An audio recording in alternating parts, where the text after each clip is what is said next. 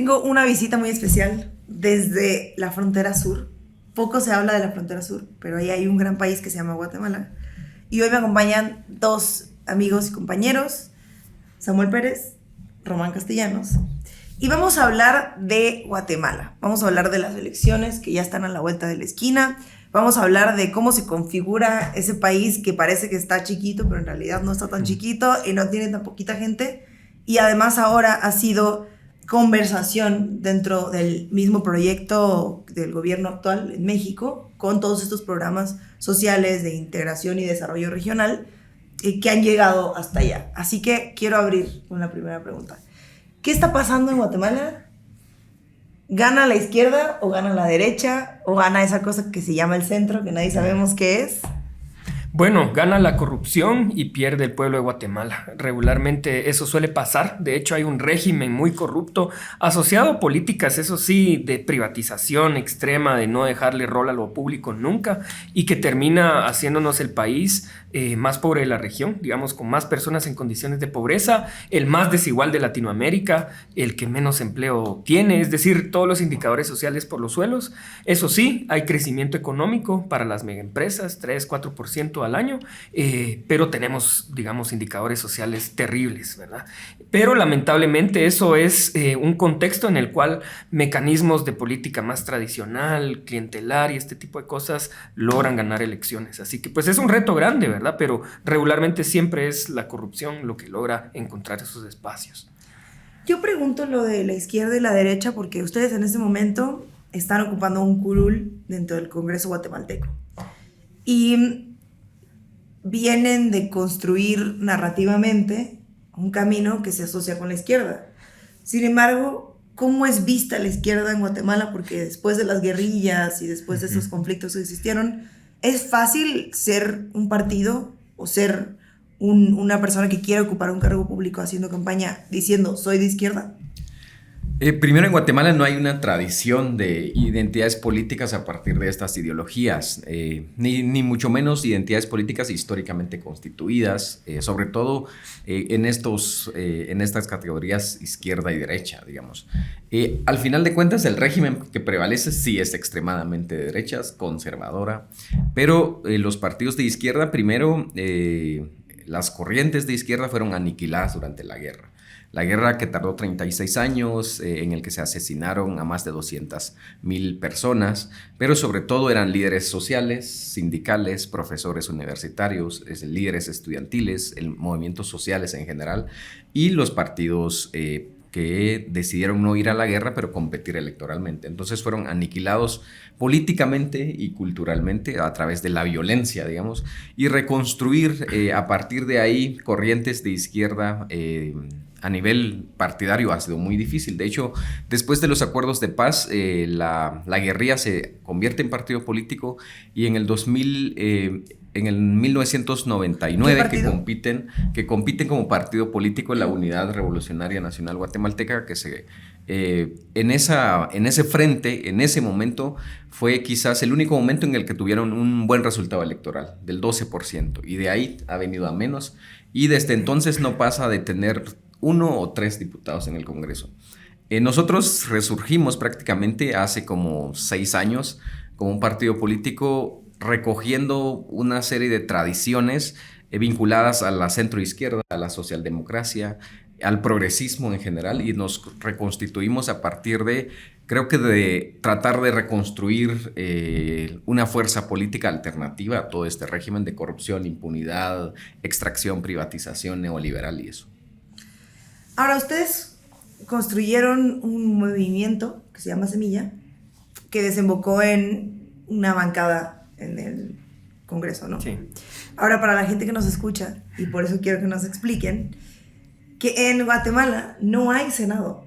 Por lo tanto, parece que la única disputa, creo yo, o sea, corríjame si estoy mal, es el Congreso y luego la presidencia, ¿no? No hay en medio, porque aquí sería los congresos locales, luego el federal, luego el Senado y luego la presidencia, digamos, en el legislativo.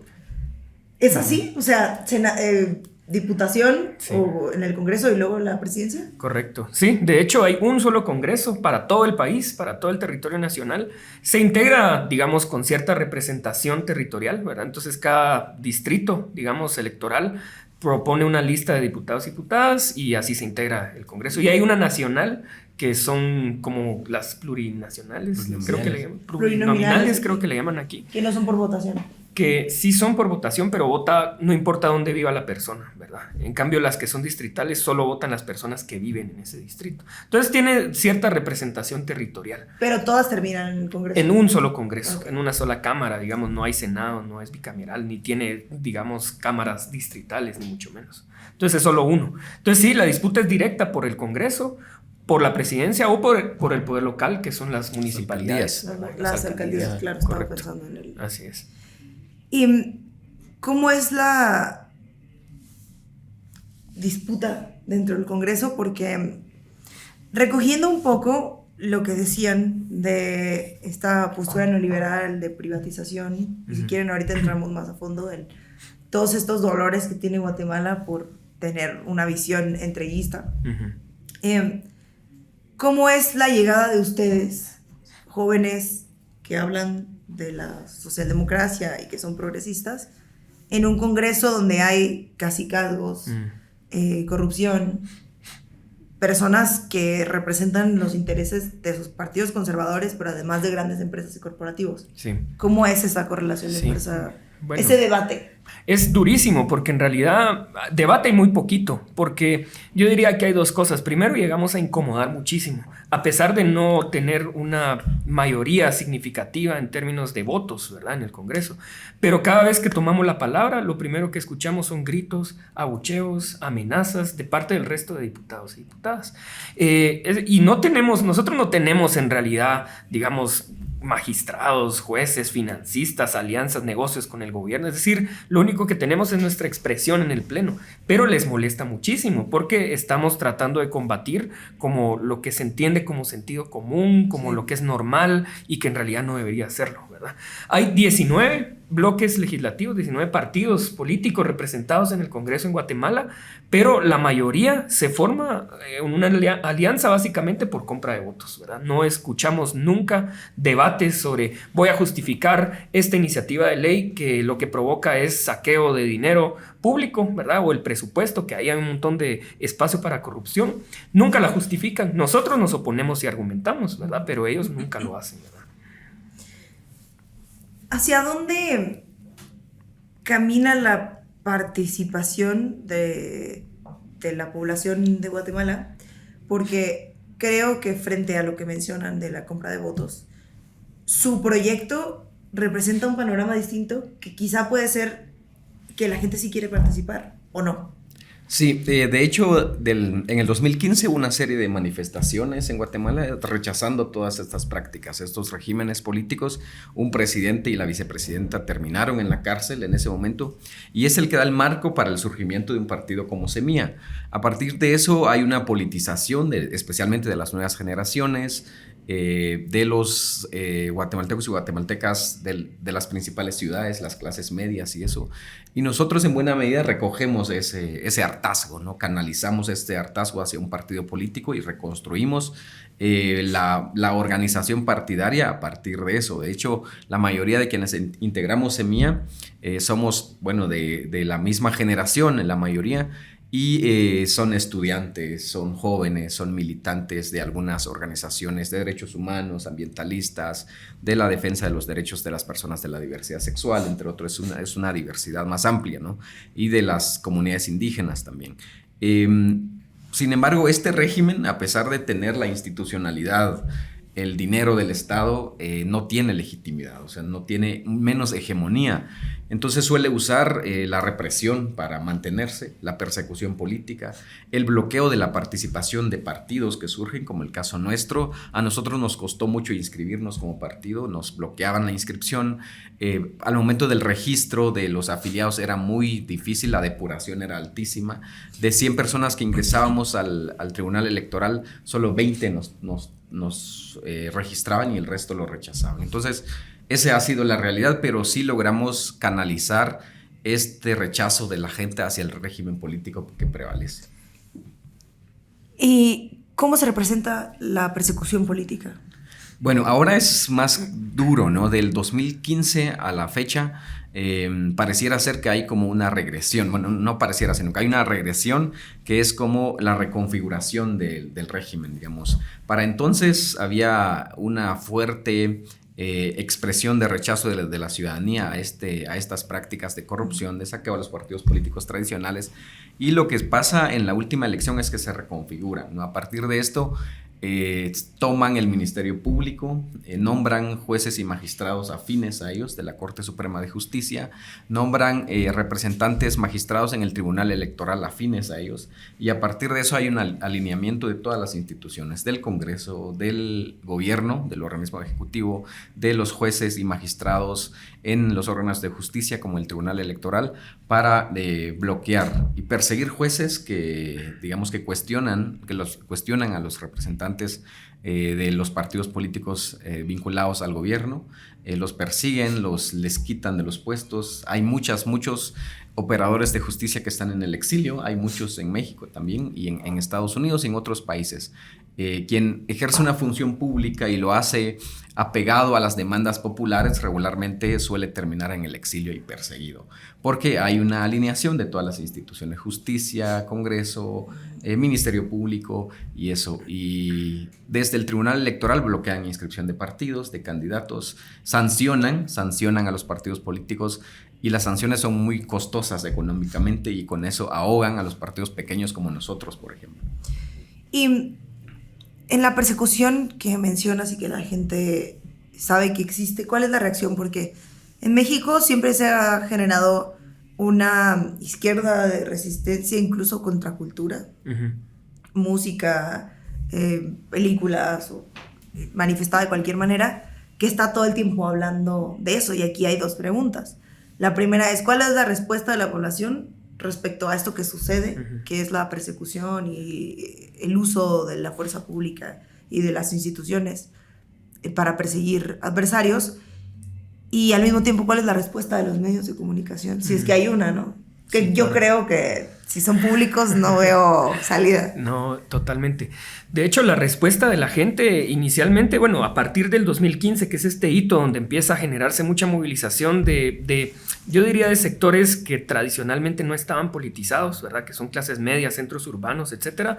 Empieza a haber como más interés en los asuntos nacionales, más atención y más procesos de movilización un poco más espontánea y reactiva ante los embates del régimen, ¿verdad? Entonces, cuando, por ejemplo, el primer presupuesto que intentó aprobar el gobierno de Yamatei en Guatemala, el actual presidente, fue una reacción muy fuerte porque en realidad era muy descarado, ¿verdad? Tenía, por ejemplo, una asignación descaradísima, le aumentaba el presupuesto para comprar comida a diputados y diputadas y le reducía el dinero para el combate a la desnutrición, ¿verdad? En un país donde uno de cada 2 niños muere por desnutrición, ¿verdad? Entonces era realmente muy indignante. Eso generó una movilización muy fuerte y ese mismo día empezó una represión brutal, ¿verdad? Regularmente las movilizaciones suelen ser, pues sí, contundentes, pero pacíficas, digamos, no son realmente expresiones violentas, radicales en sus métodos, y lo que hizo el gobierno fue reprimir muy fuertemente, le lanzó bombazos a los niños que estaban con sus papás y sus mamás manifestando. Entonces hubo una especie de desmovilización, porque primero no era orgánica, digamos, en el sentido de que no es tradicionalmente una movilización social activa y permanente en Guatemala. No como la de Chile. Como la de Chile, por ejemplo, la de Argentina o incluso en México, ¿verdad? No hay eso, ¿verdad? Entonces, eso fue lo primero, y entonces hay mucha indignación, pero está un poco reprimida porque no encuentra todavía válvula de escape en las calles porque la represión puede venir muy dura. Y por otro lado, en esa ocasión capturaron a las personas que estaban manifestando, ¿verdad? Las metieron a la cárcel, no encontraron ningún cargo en contra de ellas, era pura persecución, digamos, política explícita de un régimen que no quiere a su pueblo, ¿verdad? Y que no tolera ningún tipo de crítica ante el saqueo, ¿verdad? Porque ni siquiera es una cuestión así muy ideológica en términos de derecha e izquierda, sino que es básicamente saqueo de dinero. Y por otro lado, los medios lo que hacen es que tienen presencia absoluta, ¿verdad? Y lo que hacen es pactar con los gobiernos de turno porque le renuevan, digamos, los contratos y este tipo de cosas. Incluso las bandas, digamos, de transmisión son públicas, pero su concesión es permanentemente a un solo grupo empresarial, ¿verdad? Es un monopolio de la televisión. Cuando hablábamos ayer de cómo en algún momento te habían culpado o habían culpado a su partido de algo que sucedió en el Congreso. Uh-huh. ¿Sienten ustedes que la respuesta de los medios hacia la llegada de Semilla ha sido así? Porque, a ver, normalmente en otros espacios sería comunistas, uh-huh, pagados por Chávez, sí, todo lo que le han dicho a Pablo Iglesias. Por Soros también. Por Soros. Sí, es el mismo. Sí, claro, ¿no? Está al lado de Soros también. Uh-huh. ¿Cómo ha sido las campañas de los medios de comunicación en respuesta a su llegada y a su trabajo político? Sí, ahí digamos que están los medios de comunicación como más tradicionales, la televisión abierta, las radios, que son un solo grupo prácticamente, que básicamente ahí tienen acuerdos con el gobierno de pagar pauta publicitaria. Y de hecho no sacan noticias sobre nosotros, sobre lo que hacemos, ¿no? Sobre el trabajo legislativo, las iniciativas de ley que presentamos, el cuestionamiento al gobierno. No aparece en los medios de comunicación tradicionales y de alcance nacional. Estamos bloqueados ahí. Sí producen noticias falsas o fake news, por ejemplo, como por ejemplo culparnos de algo que ha pasado en la movilización, entre otras cosas. Ahora, creo que hay en los medios, digamos, más alternativos, como en plataformas digitales, son espacios donde tenemos más cobertura también, ¿es cierto? El uso de las redes sociales, los medios de comunicación, digamos, que funcionan en redes sociales a nivel de plataformas de internet, por ejemplo, que han en Guatemala hay muchos, digamos, que de un tiempo para acá se han creado varios medios de comunicación y es ahí donde encontramos un buen espacio y tienen más cobertura, más amplia es la cobertura en estos canales. Pero en los tradicionales, vinculados a los sectores económicos más poderosos del país y al gobierno, estamos bloqueados prácticamente. ¿Y qué se espera para las elecciones de estas próximas elecciones? Sí. En términos de movilización y de resultado de politización, porque creo que, pues, se los pregunto por esto, creo que América Latina ha tenido resultados inesperados, uh-huh, que han sido producto de la movilización también inesperada de las clases populares y de la población, sobre todo joven. Uh-huh. Pongamos el ejemplo de Chile una vez más. Boric creo que es presidente gracias al octubrismo, gracias al estallido social. Uh-huh. Pedro Castillo, en su momento, uh-huh, también gracias al descontento que había existido y que salieron a tomar las calles. Xiomara también. Uh-huh.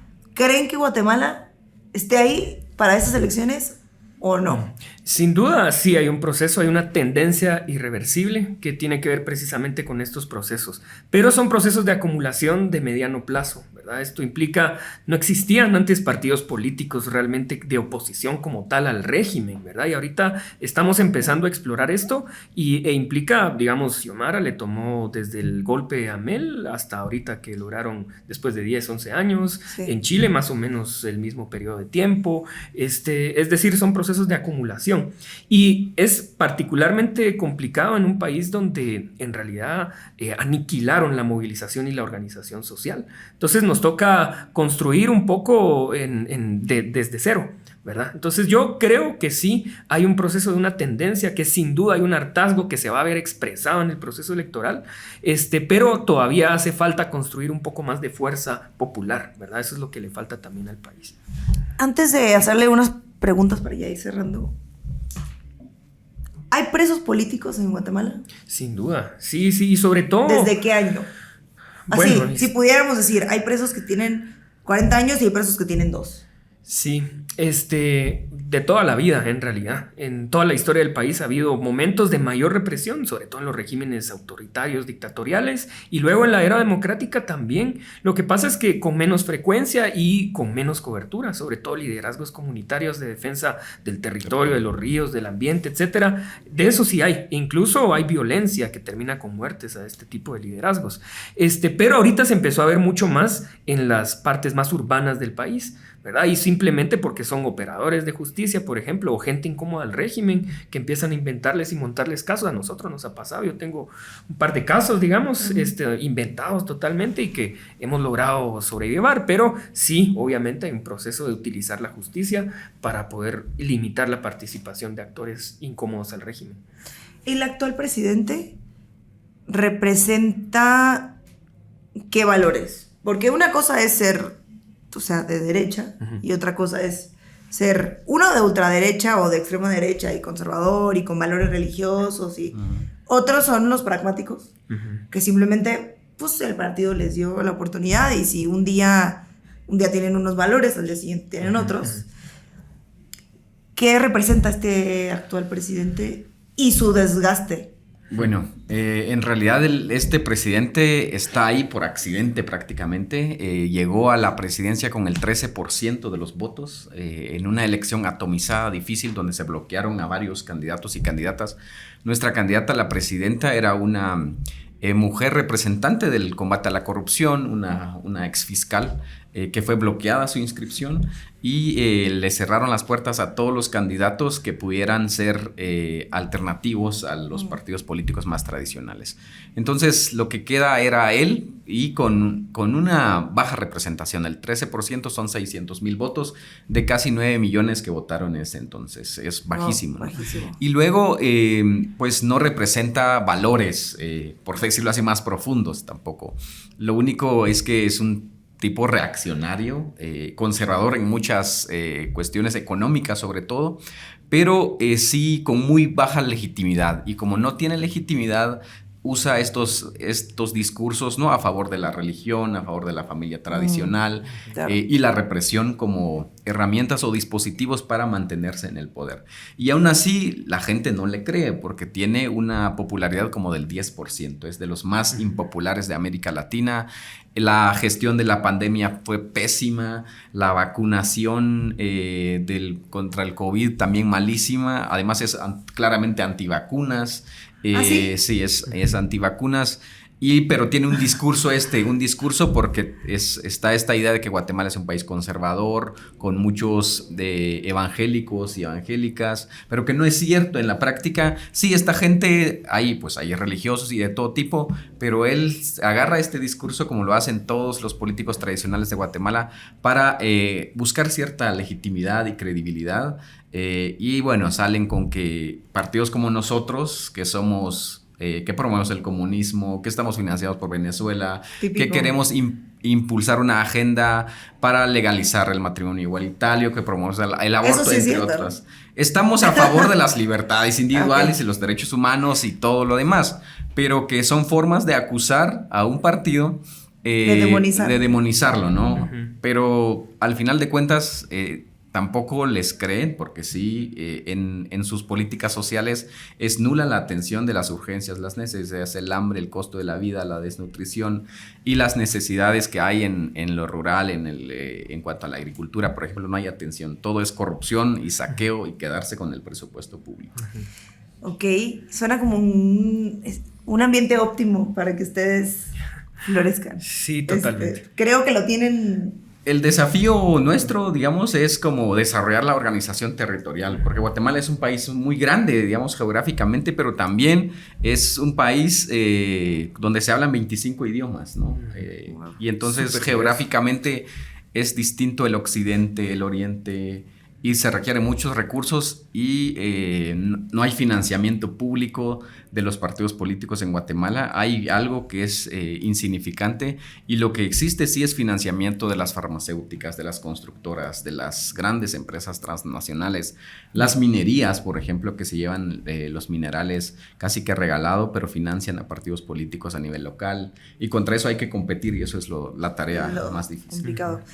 Bueno, quería hacerles un pequeño ejercicio para preguntarles algo sobre Latinoamérica y sobre México, pero antes de eso, escuché algo que me pareció muy interesante, y es que en México damos por hecho que hay instituciones públicas, que tenemos derechos, la ciudadanía, de tener por lo menos una institución pública que regule, que genere, que construya. vivienda, carreteras, que provee servicios. Por mucho que tengamos una oposición que lo que ha querido es durante mucho tiempo privatizar, que bueno, antes no era oposición, era gobierno, y que privatizó en el 94, igual es muy difícil desmantelar por completo la existencia de instituciones públicas. Claro. Ustedes decían que en Guatemala no hay instituciones públicas, ¿eso es cierto? Es cierto. De hecho, yo tengo la hipótesis que se pone a Chile como referente del neoliberalismo porque no se volvió a ver a Guatemala en realidad. Pero en Guatemala es la cuna de la teoría neoclásica, digamos. Entonces, no hay política ni ley de competencia para empezar. El mercado no puede ser más libre. El tamaño del Estado es de alrededor del 9% con respecto a la economía. Es verdaderamente chiquito. Los impuestos no son muy altos, digamos, para las empresas, para los individuos.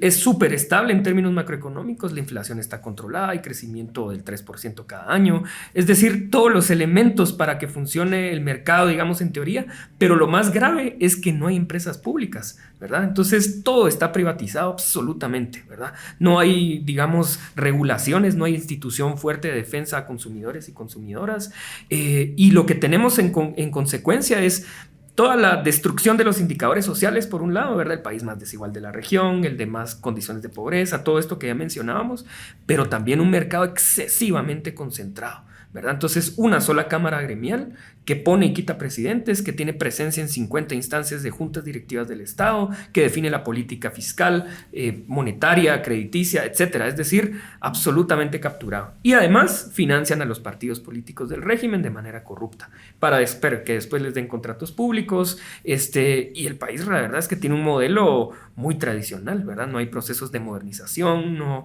es agroexportador. ¿Hay programas sociales? No hay política social, ni siquiera hay registro de la política social. Con la pandemia tuvieron que inventar un registro nuevo porque no existía, ¿verdad? Porque todo es clientelismo. Entonces, es verdaderamente preocupante. Entonces, quienes quieran estudiar si el modelo neoliberal funciona, pues van a ver a Guatemala, a ver cómo ha fracasado contundentemente. ¿Cómo ha sido la llegada de los programas sociales que ha propuesto el presidente de Sembrando Vida y creo que Jóvenes Construyendo el Futuro a Guatemala? Digo, les pregunto porque tampoco se habla mucho del impacto que ha tenido. Pues se conoce muy poco hasta ahora en Guatemala, o sea, no ha habido como un posicionamiento de estos programas a nivel general, hay muy poca información de parte del gobierno, de hecho, y sí que se necesitan mucho estos programas para atender especialmente a las regiones donde la gente está migrando, ¿no? Casi que el 60% de los que migran en el país son jóvenes buscando oportunidades laborales, por ejemplo, pero es muy necesario primero la política social del gobierno de Guatemala, que no existe, y este apoyo, digamos, que llega de México, que se sabe poco y se conoce, no se sabe cómo se está administrando, a quienes se están beneficiando, por lo menos del lado del gobierno de Guatemala, que siempre es opaco o que busca manejar las cosas de forma clientelar. Pero lo que entendemos en este caso es que México ha estado controlando muy bien el programa para que justamente no se utilice como pues instrumento para cooptar y luego también hacerlo de forma clientelar para los votantes de los partidos estos más tradicionales. Qué bueno que mencionaste migración porque eso ya me está llevando a las preguntas que quería hacerles ya al final. Creo que tenemos una crisis de migración con las caravanas migrantes y por un lado México es un país responsable de lo que hace con los migrantes. La desaparición, estos grupos de crimen organizado, la desaparición, el tráfico, parte de las fosas que hay en México, fosas comunes, son de migrantes que no han sido identificados y que nadie sabe quiénes son. La respuesta violenta en la frontera, la respuesta violenta en la frontera norte, donde obviamente estas caravanas están configuradas de migrantes de primera y segunda clase, ¿no? Mientras más blanco eres, mejor recibido vas a ser. Y creo que ahí se encuentra Guatemala, El Salvador, Honduras. ¿Cuál es la respuesta, uno, de la población a estos fenómenos que se concentran en la frontera? Dos, de ustedes como partido, ¿cuál es su propuesta? Y tres, del gobierno. Sí. Bueno, es complejo porque en realidad la migración es un fenómeno súper diverso en términos de sus causas, ¿verdad? Pero por decir algunos elementos que a mí me parecen muy fuertes, ¿verdad? escuchamos en algún momento al actual presidente del Banco de Guatemala decir que tenían metas de remesas, ¿verdad? Eso significa, reconocemos que el modelo económico fracasó en Guatemala, entonces vamos a confiar que se sostenga a través de las remesas y nuestro objetivo es que los migrantes manden más remesas, porque es lo único que hay. De hecho, las remesas son como la política social forzada que no provee el gobierno, ¿verdad? Porque no existe política social. Entonces, a las comunidades, digamos, de donde hay más concentración de personas que han salido a migrar, pues se ven beneficiadas directamente, ¿verdad? Entonces vemos que hay una dinámica de comercio un poco más fuerte, hay menos condiciones, digamos, por lo menos hay más acceso a ciertos servicios y eso, ¿verdad? Pero ahí se queda. De ahí lo otro es que el gobierno básicamente lo que hace es obedecer lo que le pidan, ¿verdad? Órdenes de Estados Unidos y ver cómo se alinea en ese sentido.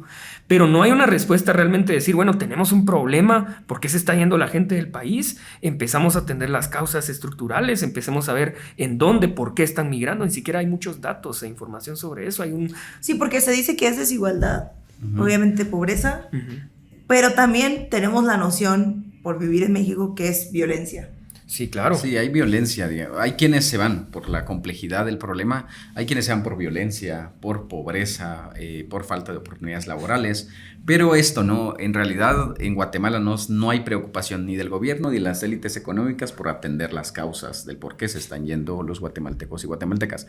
Porque además, ante esta crisis económica que existe en el país y que no hay respuesta del Estado, pareciera que se contiene la movilización de la gente, el rechazo al gobierno a través de lo que sus familiares mandan desde Estados Unidos. Si el Estado es del tamaño del 9% en la economía, las remesas son el 18% en la economía. Entonces, a nosotros lo que creemos es que hay un interés deliberado del gobierno en que más guatemaltecos y guatemaltecas se vayan para que manden más remesas, con todas las consecuencias estas que luego vemos, la violencia, las desapariciones y todo lo que pasan los migrantes en su trayecto. Hay mucha responsabilidad del gobierno de Guatemala y las élites económicas por este problema.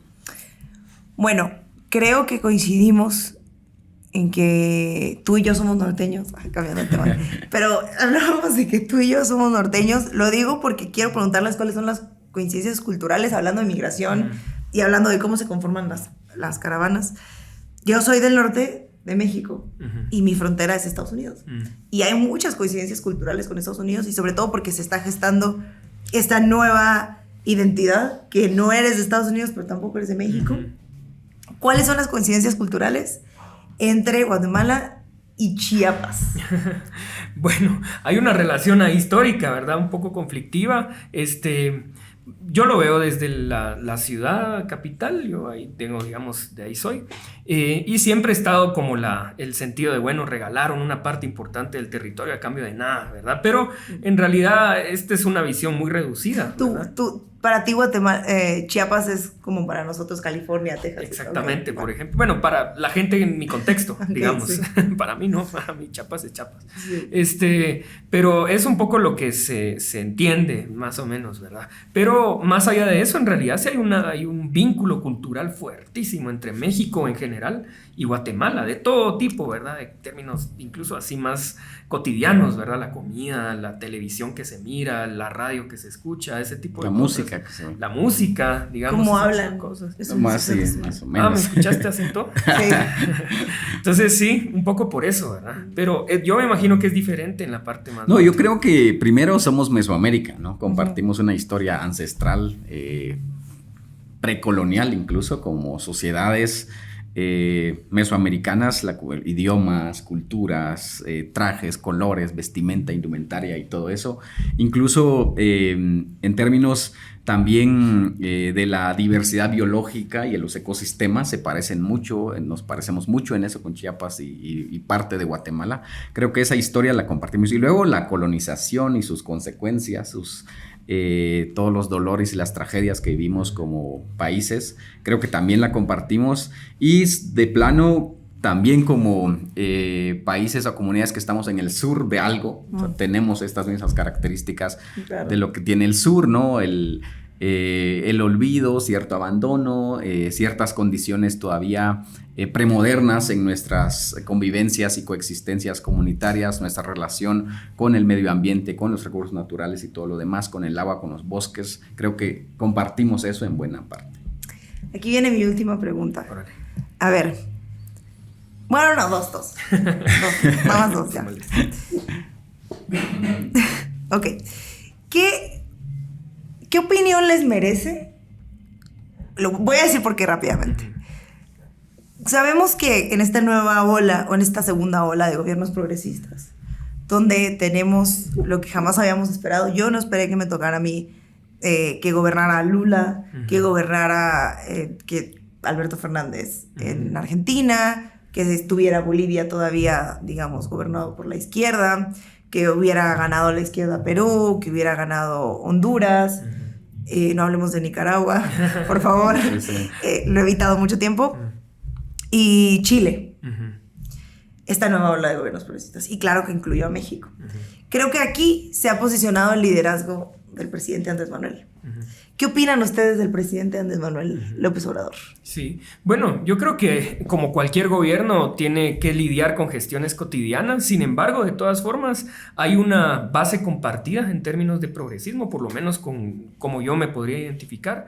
¿Qué pasa? Es que es complejo, ¿verdad? Porque uno voltea a ver el tipo de gobierno que tiene Guatemala y relativamente otro tipo de gobiernos pues son mucho mejores, ¿verdad? Por lo menos aquí yo diría, es que es comparar cosas muy distintas, ¿verdad? Pero aquí hay un Estado muy presente, ¿verdad? Hay un presidente y un gobierno que voltea a ver a su gente y le pone atención y quiere por lo menos realmente atacar causas estructurales. Uno lo ve en Guatemala y en realidad es un desentendimiento absoluto. No voltean a ver hacia abajo, voltean a ver hacia arriba, voltean a ver quién me va a financiar la próxima campaña, a quién le puedo dar privilegios para que me mantenga un poco sosteniendo el régimen. Entonces por ahí diría yo, pero digamos, yo creo que hay valores compartidos estructuralmente con el gobierno de México, a pesar de que pues obviamente tiene que gestionar crisis eventuales, etcétera, ¿verdad? ¿Coincides? Sí, de acuerdo. Yo creo que, digamos, esta ola progresista en el que Guatemala a veces no entra, ¿no? Esta segunda, la primera no entramos del todo y esta... Bueno, un poco tarde, ¿no? Y esta, pues estamos, ojalá podamos, esa es la disputa, la pelea nuestra, es justamente eso, poder entrar en esta ola progresista y lo vemos con esperanza, digamos, en general. Y en el caso de México también... esta preocupación por los pobres, por atender, digamos, a los que siempre han sido excluidos y terminar, por ejemplo, con el régimen neoliberal, que en el caso de Guatemala fue la privatización de todos los servicios públicos, de todos los bienes del Estado, la telefonía, los recursos naturales ahora, por ejemplo, con las minerías y eso, entre otros, ¿no? Que básicamente un desmantelamiento del Estado a favor de las grandes empresas transnacionales, de las élites económicas. Entonces, creo que hay cierta esperanza ahí, cierta aspiración de poder en algún momento tener un gobierno que voltee a ver a la gente y no le dé la espalda. Ok, y bueno, ya. A ver. 3 mejores presidentas de América Latina hoy. Hoy. Venga. Sí. A mí me gusta Boric, me gusta cómo llegó, el ímpetu que lleva, la visión distinta que lleva, me gusta, lo pondría como uno de los primeros, ¿verdad? Me gusta mucho el proceso que tuvo Honduras con Xiomara, ¿verdad? Además, los vínculos con Guatemala son fuertísimos, ¿verdad? Sí, y me quiero... ¿Te queda uno? Sí, me queda uno. De Nicaragua no hablamos, ¿verdad? No, Nicaragua no hablamos. Y luego... bueno, Lula. Lula sin lugar a dudas. Yo coincido con Boric, por ejemplo, en Chile. Con Petro me gusta mucho Petro, claro. La historia de Petro como líder social. Y también Andrés Manuel, creo que también tiene casi que la misma historia de Petro, en tanto que nace desde las bases sociales y luego hace función pública en diferentes niveles y momentos. Y creo que pues terminar con el neoliberalismo y cualquiera que lo intente, creo que es un buen gobierno. Bien. Pues a mí nadie me preguntó, pero igual. Bueno, sí. Yo creo que el presidente, Andrés Manuel. Luego Petro. Y luego Lula. En ese orden, creo yo. Un saludo para Boric. Pero, sí, coincido. Creo que estamos ahí, ¿no? Sí, sí. Claro. Gracias.